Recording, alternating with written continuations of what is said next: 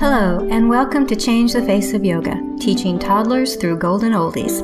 I'm very excited to be talking to lots of yoga teachers who will explain their passion for teaching yoga to students with different ages, physical fitness levels, wellness levels, and different goals. They will explain the benefits of yoga for these students and will be including teacher tips and pose modifications. I am Stephanie Cunningham of Yoga Lightness, and I've been teaching over 50s for 10 years. So this area is my passion and the passion of many other yoga teachers that you will be listening to in this series. Thank you so much for listening, and let's get started.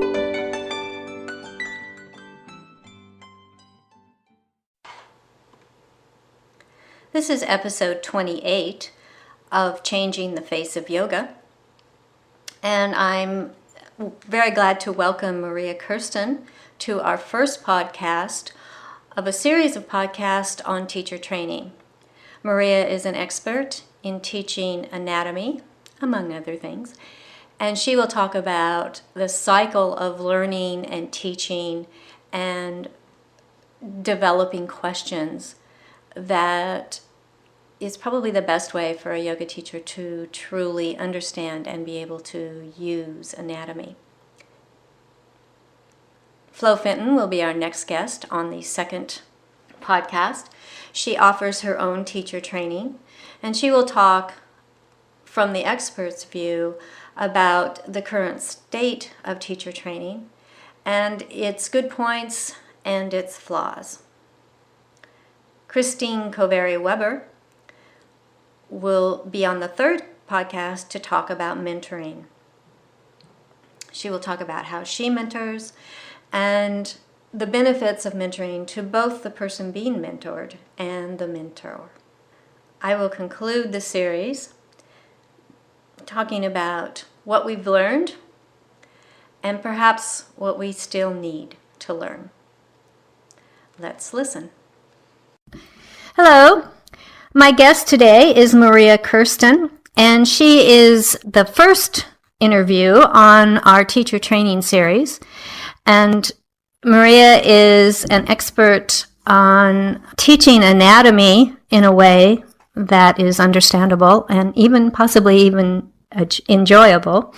And we're going to talk about that because I did a little poll and I asked all of you yoga teachers out there, primarily in Australia, what were the great things about your teacher training and what were the things that you wish you'd had more education in. And anatomy came right at the top of the list for things that you really did not have a lot of confidence in and wish that you'd had a different way of learning that particular piece of information. So Maria has lots of experience in this area, and she has a passion about this also. She is a yoga teacher. She's a certified yoga therapist, and next month, she will be an occupational therapist. And her particular business is Yoga for Grown-Ups, because it focuses on adapting yoga to the individual and giving them the tools to self-manage and thrive in body, mind, and spirit. The way that she goes about teacher training is that she wants new teachers to understand that their core business is teaching relaxation and self-awareness, and that the practices and poses are a means to empowering people to connect with and nourish themselves. She teaches continuing ed courses on yoga for mental health and yoga for seniors in Japan. And she also teaches in several teacher trainings in Australia, specifically about anatomy and a few other areas. So she's going to be the knowledgeable guest and will really help us explore the ideas of teacher training. Thank you, Maria, for coming on the podcast. And is there anything else you'd like to add to that? No, that about covered it. Thank you, Stephanie, for having me. It's exciting. Very exciting. No, I'm keen to talk about teacher trainings, and I think that was a great place to start. I have nothing to add. Yeah. All right. Okay. Now, I actually have an undergraduate degree in biology and I love anatomy and I love all that stuff. And yet still I came out of my teacher training, and I have 500 level at this point, not feeling terribly comfortable with anatomy, especially as I wanted to, my niche was teaching seniors, and of course their anatomy is different from a 20-year-old, as I'm sure we can all attest to. So tell me your premise or the way that you go about teaching anatomy to people taking teacher training. What is it that's different about what you do? What is different is that I use myself, my body, their bodies, a skeleton. Some images, I use Ray Long's Anatomy of Hatha Yoga because I like the images. So some images which I bring in laminated if they don't have the book.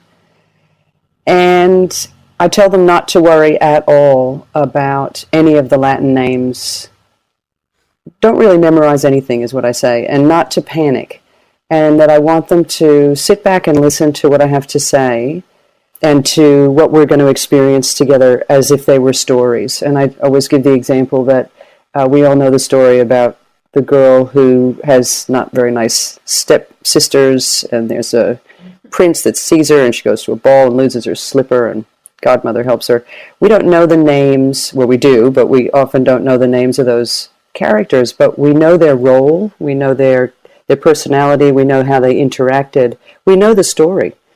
And once you begin to talk in the body about the story of a particular joint or a particular movement, then you can go back later and look up the characters, but you have something to stick it to. And the problem in doing just what one of my teachers calls flat anatomy is that it's just a bunch of names and a bunch of joints and attachments all jumbled in together with no context. And unless there's a context, you can't stick that information to it. So I try and give it a context and then hope that people run away passionate and excited, having experienced it in their bodies and able then to go look up the names or the particular attachments or things like that. Okay, could you give us an example of that? I got the Cinderella story part. You did. Okay, so one of the things, I think we all want to find a particular muscle. You know, what should I stretch? What should I strengthen, maybe? And, oh, this is tight or this is weak. So, for instance, everybody's on about iliopsoas, the major hip flexor, which goes from your lower back to your lesser trochanter, which is where your inner thigh becomes bum, kind of. And your iliacus goes from the inside of your pelvis to the same point. And the job of that muscle is to lift your leg into hip flexion and swing it forward for walking. But its job is either helped or opposed by its antagonists, so the buttocks and the hamstrings, and it's also helped by its synergists, so quadratus lumborum, your fourth quad, your rectus femoris. So here are all the names of these characters. This is when people start to, their eyes roll back. But once we look at the family around hip flexion and hip extension, and how they balance each other or assist each other, and how if there's some movement pattern problem, the person in charge, the iliopsoas, isn't able to do their job correctly, we're going to have some of the helpers, the synergists, overworked, and they will complain with pain. Or you might find that tightness in the antagonist muscles is the reason that iliopsoas isn't doing its job. So we start looking at everything like a family dynamic, and we start feeling it in our bodies as to how to approach that. Did that make it accessible at all? Yes. No, that's quite good. And a lot of it has to do with the positioning of the pelvis. And so a lot of it is in some very basic, coming to some basic principles, which is that if the position of the pelvis is not right, then the movement patterns of the lumbar spine, the pelvis and the hip, and even the knee and the foot aren't going to be right. So we can look at what's normal movement for a pelvis on any given day. And if something doesn't feel right, there's pain, then we can say, well, what should it be doing or what's possible? And try to play around with some of those movements to see if we get a better distribution of forces through the body or a less painful, more easy, pleasurable experience. would it be fair to say that you are not trying to get people to all do the same thing when they do a pose, right, whatever pose it might be, but rather to play with it to the maximum benefit of the body? Is that? Yeah, it is. I remember doing a workshop with Donna Farhi, and to my shock, when somebody said, well, what should I be feeling in this pose? And she said, nothing. And I was like, everyone was like, what? It's supposed to be intense, and it's supposed to be painful, but actually, when you do a movement or do a yoga pose, there may be an intensity, but if you can take a steady, comfortable seat and balance sthira and sukha and find that correct balance for what you're doing, you actually feel strong and at ease, and as if you're getting tremendous strength without much effort. Now, obviously, when you're learning something new, but there's that wonderful feeling when you're in a pose where you feel really like forces are being distributed through your body in a way that feels wonderful transmission of forces and prana around the body. And so it's something that you don't feel, the absence of that nagging or twisting or compression or grinding or something, which is actually gives you a sense that my feet are on the ground, or the roots of my legs are planted, and I'm able to connect up. So it's people know when it's wrong. And I think part of what happens in yoga classes is that people go to yoga, having lived in their bodies, they know a lot about how to move and lift things and move themselves. And they get to yoga, and then they divest themselves of all that knowledge, and they listen to the literal instructions of the yoga teacher as if they've never done something with their body before that moment. And they're taught to mimic the shape rather than to feel inside in their bodies whether it feels steady and comfortable, and whether their breath is smooth and calm, and whether their mind is present. And then if it doesn't, so there's everything from the spectrum of agonizing pain to my attention is too much in my knee, for instance. So we might do Warrior One, and my back knee is speaking more loudly than the rest of my body. And a lot of people have that back knee kind of feeling in Warrior One. And it's like, well, what can we do? And I could give you lots of instructions, but if you know what the foot does, that the foot flexes, extends, everts, and inverts, which is very simple to show people in a classroom, and you know what the hip does, you can play with a combination of movements to find peace in the knee. And that work comes from Simon Borg-Olivier, or was given to me by Simon Borg-Olivier, where he talks about bandhas in different joints as creating kind of co-contractions of opposing muscles across joints, and in a way you're doing two opposing movements. Is that getting too confusing? No.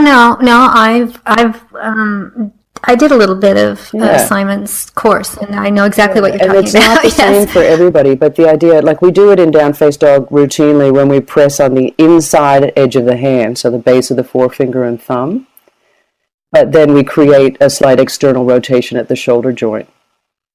And that creates a lot of stability around the elbow. And if you just externally rotated, you'd fall to the little finger edge of your hand. You wouldn't have the same stability through the arm, or vice versa. But it has to be felt. So I can guide you on what the movements are, but the only person who can really feel that you have found that lovely congruence and steadiness is you. So really, if everyone were taught like you're talking about, it wouldn't matter, would it, what the particular issues were. If I teach older people, then, they still have, yes, they may have arthritis, and they may have some inequalities because of the way they've used their body all their lives, but they still would be, all those things would still be connected. And how they moved them until they felt good about it would be the same whether they were older people or younger people, or had children, people. I'm not too sure about pregnant women, No, but I think maybe you I do. agree with you. I think, and that. that's very much my occupational therapy training. We're not trained to be a specific, ideally, like with this training, I'm supposed to be able to go off and do pediatrics or geriatrics or stroke or pain or mental health. You're applying the same idea, and the idea, and this is in a way, this gets to your question about teacher training. I have thought and attempted to begin to write a manual to create a teacher training a lot of times, and I have not continued because what I've realized is I just want to meet people after they've learned the forms, after they've gone through that initial training, then they've headed out into the world and they've met Bob with his knee and Rhonda with her shoulder and, Martha with her nervous system and her headaches or whatever it is. And then they have questions. And when people have those questions, they're really able then to pick up on the anatomy and understand these strategies and then offer those strategies to people. Whereas it's so complex to say to someone, a beginning student who's still trying to work out where you put your feet in Trikonasana, to then say, well, you could always play with their, the balance of rotations in their ankles and hips in order to balance the sacroiliac joint and give it maximum congruence. That's just too much at that stage. And so as much as no one is happy with these 200-hour sort of 12-day or whatever construct teacher training it is, where there's no time to integrate. On the other hand, if people go out tentatively and admittedly very beginner and are happy to say, hang on, I need to think about that, let's just come out of that pose. So teach in a way that does no harm, they can slowly begin to accumulate with that learning and seek further learning and apply it. Because not everyone's interested in anatomy, and they may do very gentle practice, but be more interested in meditation, for instance. And so their physical practice that they're teaching is not the emphasis. They're more interested in breath work or meditation, or do you know what I mean? So we all have different areas of interest that I think we need to pursue given the people we find to teach. So I've accepted the system. Part of the reason is because I cannot write a manual that puts on a page what I think people should do with Trikonasana, because I don't think anybody should do any one thing. I think everyone should do something different. So it's not very helpful to beginners. Yeah. No, it's not. But I think you've made a valid point, and actually it's much the point that was made in the previous podcast, which was, and this was more about the emotional issues, how do you build trust and how do you build relationship and how do you build community in a yoga class. And I'm not sure that a 200 level teacher is at the point where she or he would be able to absorb that kind of information until they had been out teaching and then realized what they wanted to add to their class. And so if we're going to accept that, then the 200 level is really a very basic beginning. That's absolutely right. So my consideration of it is very similar. In Australia, when people get their driver's license, they get their L's. So you get your L's and you drive with your parent, and then you're given your red P's. And there are still quite a few restrictions on your provisional license. So it's still very much acknowledged that you're learning now how to drive independently. So your teacher training is your L's, if you got a chance to teach supervised.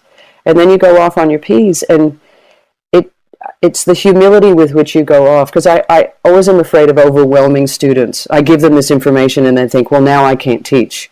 There's no way I'm qualified enough to go out there. And that's like saying I can never ask anybody for dinner because I'm not a 4-star chef. Because I don't know about you, but I'm not a mad cook. But if I offer something simple, and people accept it, and it's teaching, knowing your scope of practice and your capacity, admitting if students can admit when they're not too sure. So I don't know how to support your knee injury, Rhonda, but I'm really going to go back and ask my teacher, or I'm going to look it up. But for now, does this feel comfortable? I actually think that that's the process that needs to happen. It's just scary when people go out with 200 hours and think, okay, I'm ready to rip, and they just think they can put anybody through anything, and that is frightening.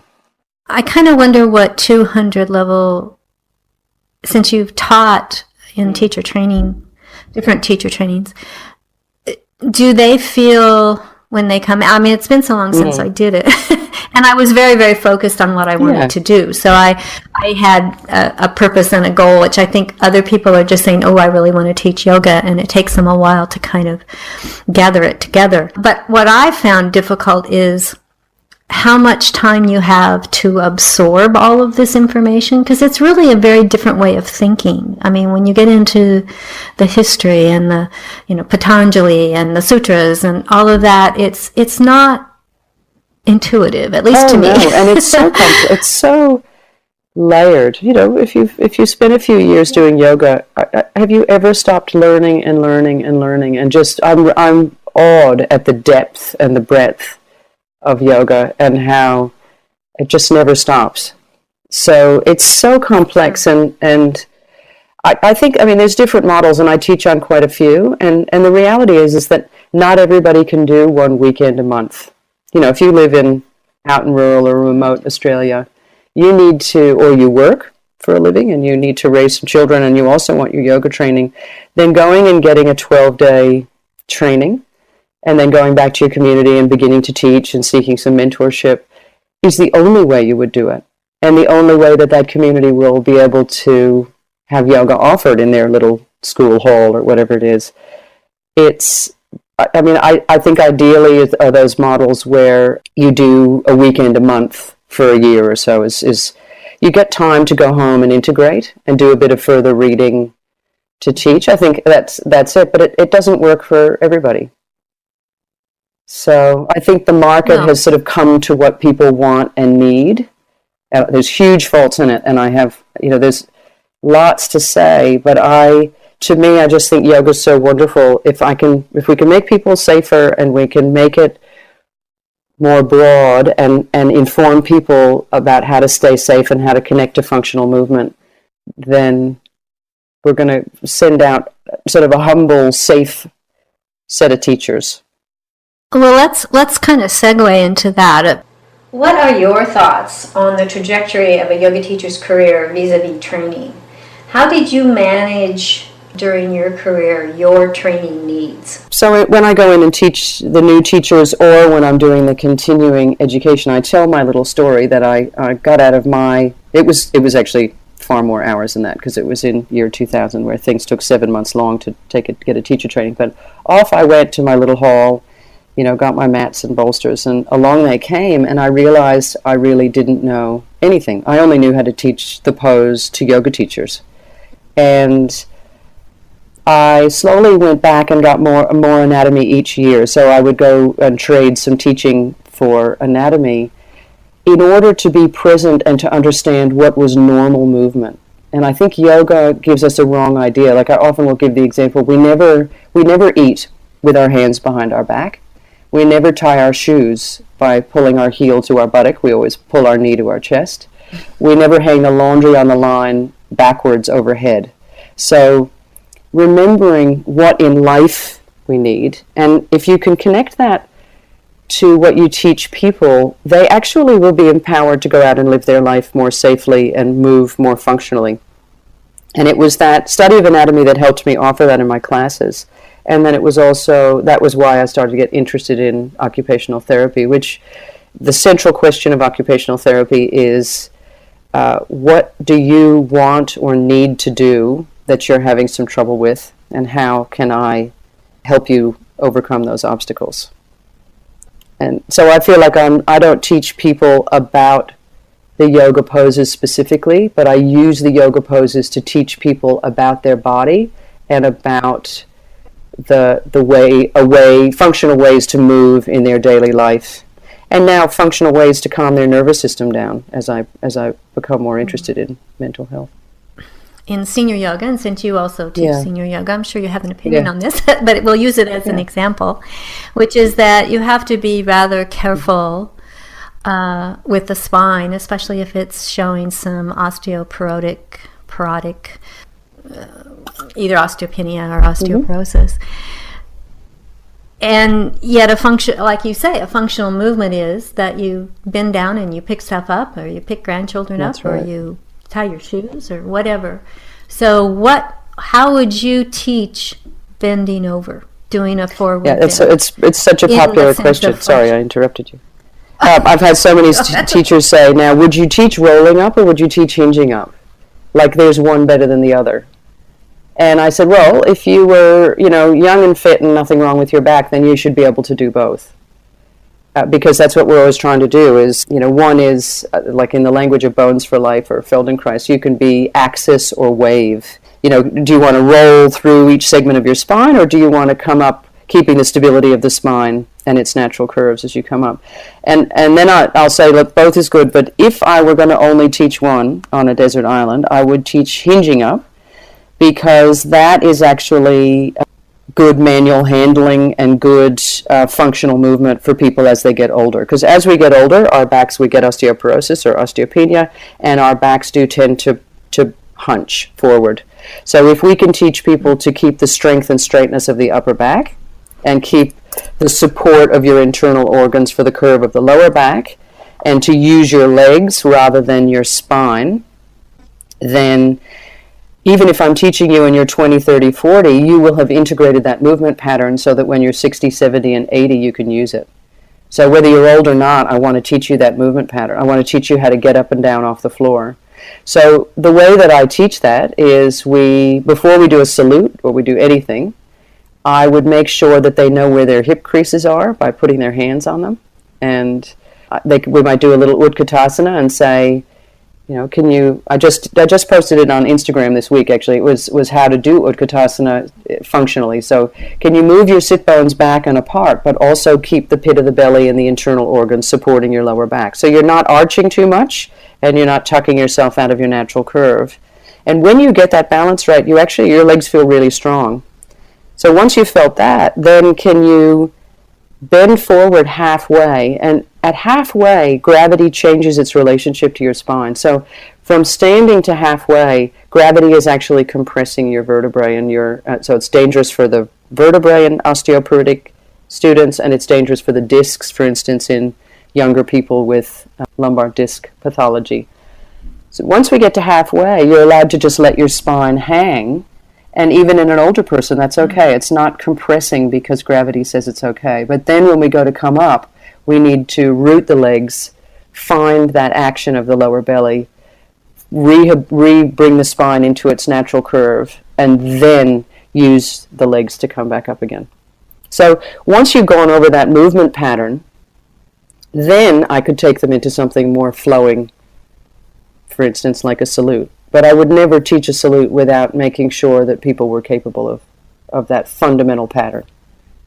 That's what I teach. Yeah, so I'm very happy it's with wonderful. It's wonderful to be affirmed, isn't it? Yeah. No, I listened to when you talked about your work, and I also was smiling and feeling affirmed, because I think a lot of it is we don't know. I mean, there is no one in the room to say, oh, well, this is the right way, and you're working it out, and you're responding to your students, and they're telling you it feels better, and it looks better, feels better, so you go with it. But it's nice to hear other people are doing the same thing. It is, yes. Since our broad topic is teacher training, what would you say is the perfect way to actually teach anatomy and teacher training? I mean, what I'm hearing from you is to accept that it's a large, complex piece of information that probably can't be absorbed entirely in probably any kind of basic training, because it's one of those things you have to come to and go back from and get experience and go and get your questions answered. Yeah. Are there courses? Well, since I'm so narrow in my niche, I tend not to pay attention to kind of generic yoga teaching courses. But Are there courses that you could go to afterwards, after you've got some experience under your belt, and say, these are my problems, these are the things I need to know, and get that kind of training? I have seen, I haven't actually done, because I've just had so much on my plate, but I know that online, through various digital sites, I know Simon offers a digital course, and Leslie Kamenoff and Amy Matthews from the Breathing Project offer different types, but anatomy and functional movement sort of courses. I've seen Tiffany Cruikshank offering something through Yoga International. None of them I can evaluate. I mean, I think any more experience, if you have to do it digitally, is one of the ways that you can access it, if you choose to integrate it. So if you're going to be a passive recipient of something you watch on the computer, you're not going to get very much out of it at all. So I know Judy Krupp and I in Sydney taught extended learning workshops where we did it with people. And I think that method of going and doing more anatomy in kind of workshop style, small doses has been wonderful. So, I mean, Judith Lassiter, I've learned a lot from her when she came to Australia, a lot from Donna Farey, a lot from my teacher who I go to all the time, Libby Nelson, and Judy Krupp in Sydney. And lots of the teachers, anyone I cross paths with, I mean, Eve Grabowski, I've learned from lots, and I take them in little bite-sized pieces and then go away and integrate it, and then come back and learn a little bit more. And I remember when I was teacher training, Libby was one of my first teachers, and she said, I wanted it all now, and I see a lot of students who want it all now, and you can't have it all now. You can only take in so much. So she just said, relax, just keep learning, stay curious, stay open.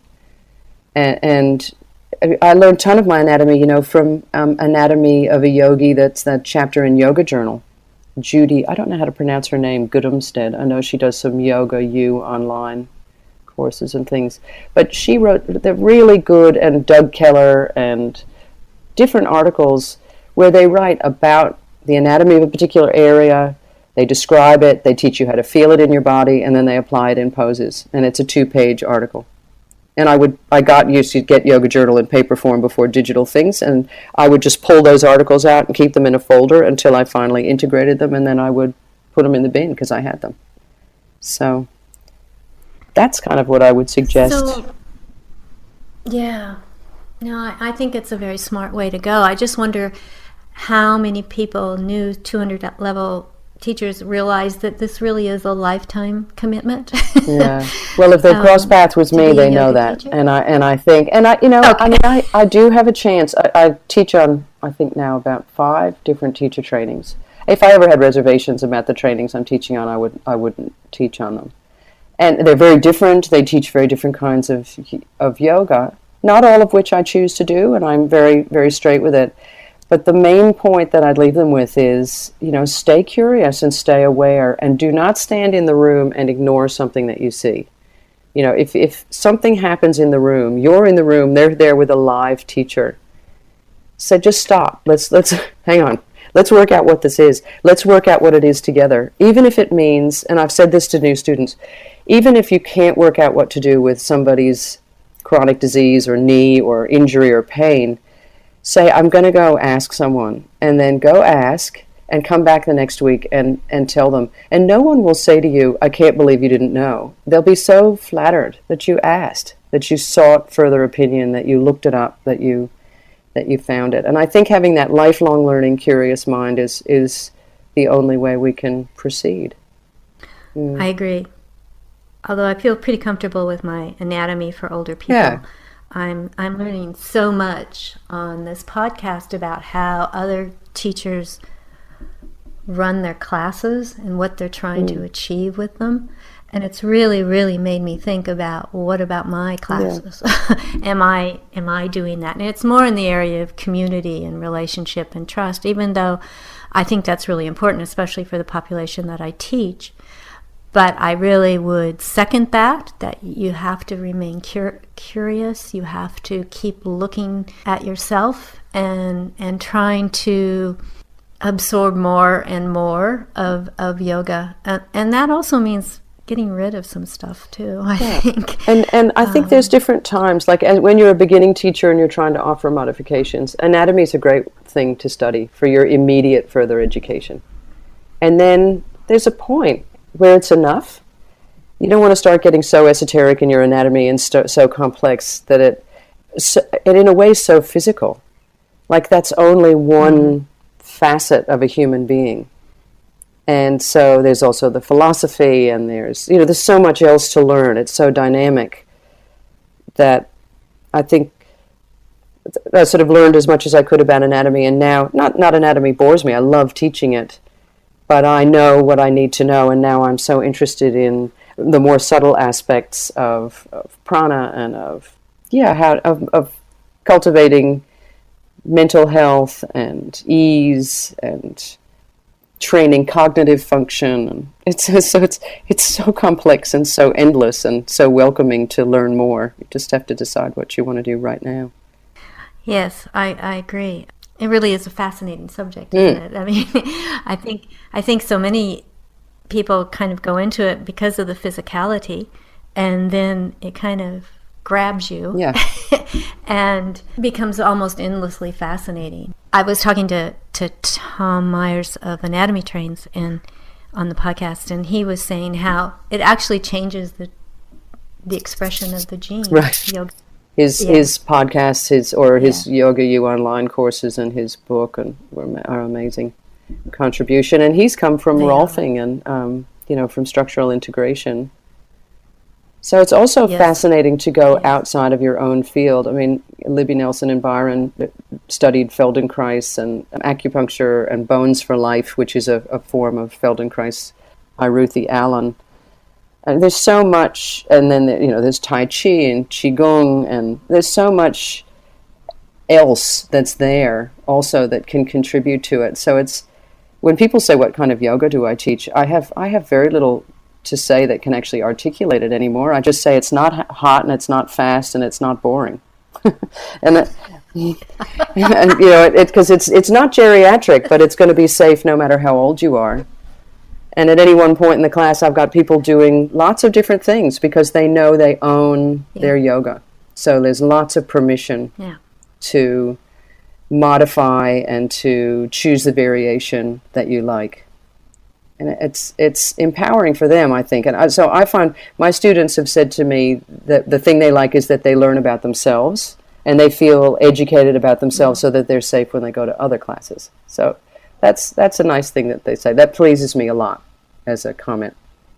Well, that's a pretty impressive piece of knowledge that you've cultivated in them. So I would be very impressed. I would be very happy with that if someone said. Yeah, well, I think if you asked your students, they might say the same, because the yoga poses give them Donna Farr said a beautiful thing. She said yoga poses are a repertoire of shapes through which we explore consciousness. I was just like, wow. Oh my. That is amazing. And it's true. I mean, it's the shape, but you get emotions and you get physical feelings and you get all sorts of thoughts and all sorts of stuff. And you're learning a lot about yourself. And if the teacher makes space for that, that's the real yoga. That's the real achievement, the goal of it. Maria, this is great. I really appreciated your taking the time, because I know you're really, really busy to be on the podcast. But is there anything that you specifically would like to say before we leave and I give your contact information? Yes, there is.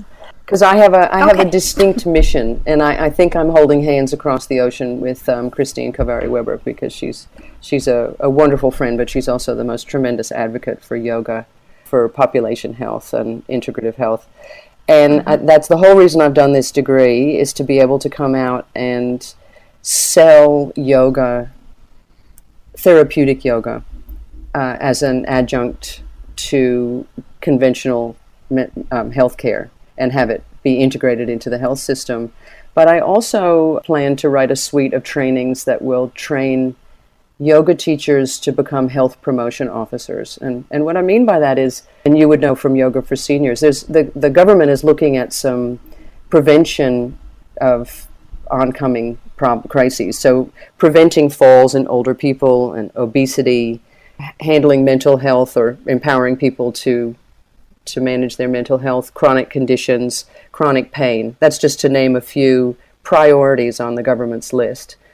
And I would really like a day when your local GP knows that you, as a yoga teacher, have done a series of trainings and where you're informed about how to teach older people, how to support mental health, and then they can refer their clients to you or their patients to you.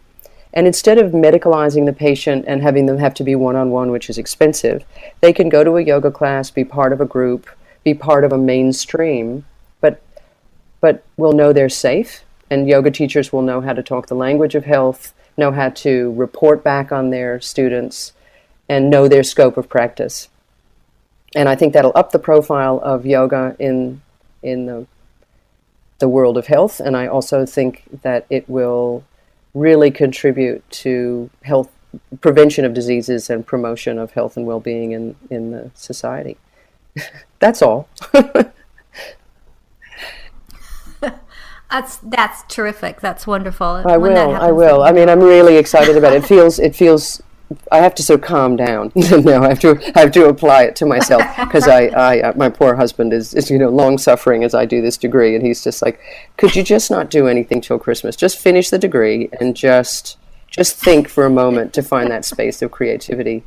But I am so excited about it, and I know there's a lot of hunger for that further education, and a hunger to be taken seriously and to operate safely and to really empower people to manage their own health, because that's really what we're doing. And yoga therapy and occupational therapy are similar in that we don't do anything to anyone. We empower them to do it for themselves, and I think that's what's so tremendously powerful about yoga. And as a yoga teacher, and I really have no desire to be a yoga therapist, although I certainly think they're needed, it would be good to be part of that partnership, to know that what I and other yoga teachers could contribute would also be helping other people become. Yeah, I think it should be done in partnership. I think that would be. I'm not that motivated. I mean, you need to make a living, but that's not. I mean, it's not essentially what motivates me. I know that that'll come, but the goal of collaborating with other yoga teachers and other health professionals sounds so tremendously exciting. If we can get a consensus of people who are excited about it and who want to contribute to that knowledge and who want to really build it.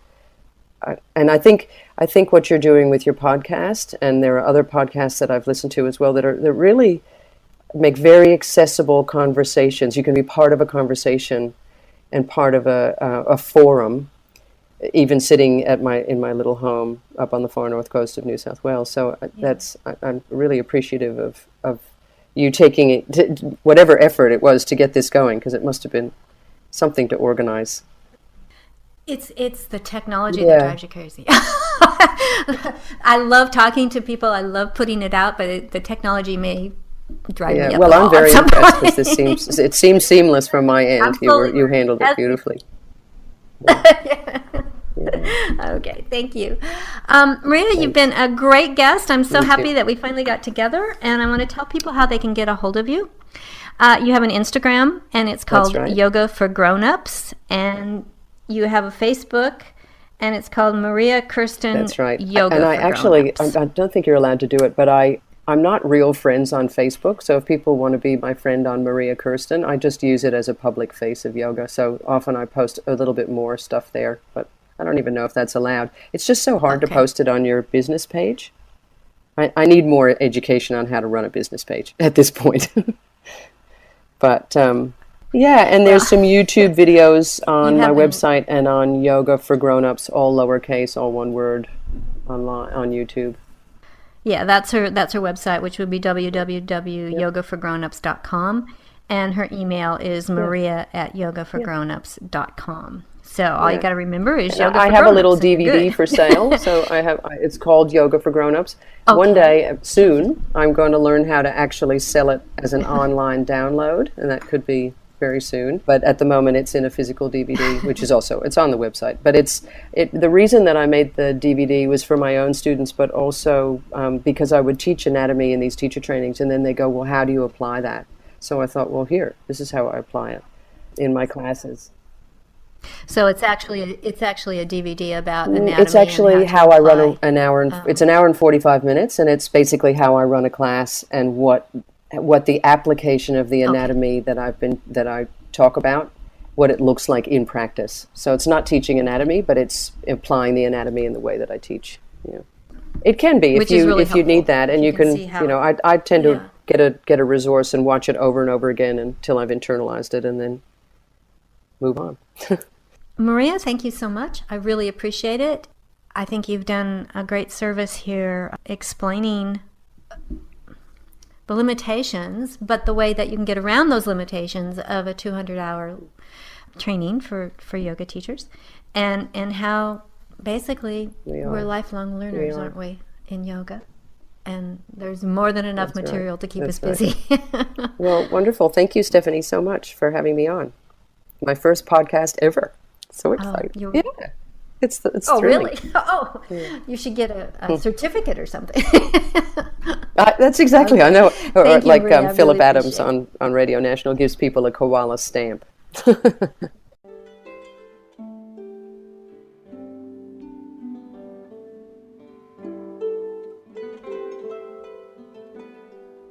Thank you for that wonderful interview. If you would like to be a guest on Changing the Face of Yoga, please go to my website, www.yogalightness.com.au, and under the Changing the Face of Yoga tab, you can complete Be Our Guest form. After reviewing the form and finding it applicable to this podcast, we will send you a link to schedule an interview. Please download, review, and tell your friends of any podcasts that are of interest to you and to them. If you would like to contact me, send an email to info@yogalightness.com.au. And thank you for listening to Changing the Face of Yoga.